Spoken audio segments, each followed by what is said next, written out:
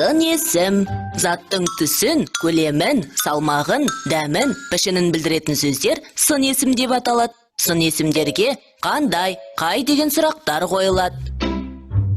Түсі, қызыл, сары, ақ. Көлемі, кіші, үлкен, ұзын. Салмағы, ауыр, жеңіл. Дәмі, ашы, тәтті, қышқыл. Пішіні, сүйір, сопақ, домалақ.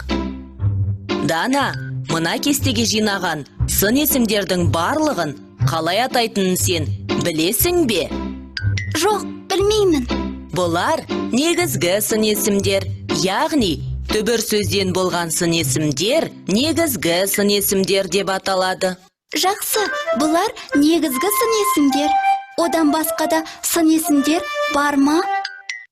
Сен күшігіңді ақылды деп едің ғой. Осы ақылды сөзі туынды сын есім болады.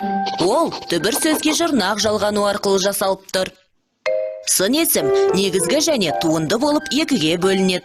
Түбір сөзден болған сын есімдер негізгі, түбір сөзге жұрнақ жалғану арқылы жасалған сын есімдер туынды сын есімдер деп аталады.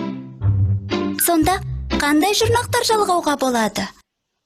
Сын есім жасау үшін зат есім мен етістікке жұрнақ жалғаймыз. Зат есімге л, д, т, с жұрнақтарын жалғаймыз.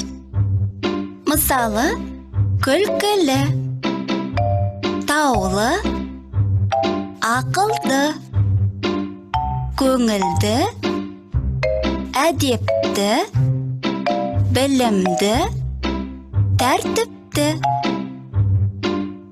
Мен де айтайын, білімсіз, көңілсіз, сусыз. Ал етістікке ғыш-гыш, қыш-қыш жұрнақтарын жалғаймыз. Сөйлегіш, білгіш, байқағыш, тапқыш. Солай ма? Дұрыс. Қандай жақсы, көп нәрсені үйреніп алдым. Балалар, фильмнің кейіпкерлері Мерей мен Дана. Осы фильмнен Мерей мен Дана туралы не білдік? Мерей ақылды оқушы. Қандай оқушы? Ақылды оқушы. Қандай деген сұраққа жауап бергендіктен бұл сын есім. Ақылды деген сөздің түбірі ақыл, ды, жұрнақ. Сондықтан бұл сын есім. Туынды сын есім. Себебі түбірге жұрнақ жалғанып тұр. Ал Дана туралы не білдік? Дананың күшігі әдемі. Күшігі қандай? Әдемі. Әдемі деген сөз түбірі әдемі. Түбір сөзден жасалғандықтан бұл сын есім, негізгі сын есім болады. Олар қандай балалар екен? Олар көңілді достар.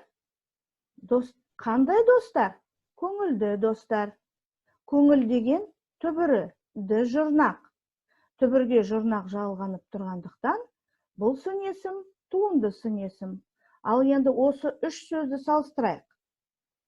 Ақылды, көңілді, бұл сөздерде жұрнақ бар. Сондықтан бұл сын есім. Сын есімдер, туынды сын есімдер болады. Ал әдемі деген сөз негізгі сын есім, себебі тек қана түбірден жасалған. Жақсы балалар. Сонымен балалар, біз бүгін қазақ тілі сабағында сын есімнің түрлерімен таныстық. Түбір сөзден болған сын есімді негізгі сын есім дейміз. Ал түбір сөзге жұрнақ жалғану арқылы жасалған сын есімді туынды сын есім дейміз. Енді есімізде сақтаймыз. Келесі кездескенше дейін сау болыңдар.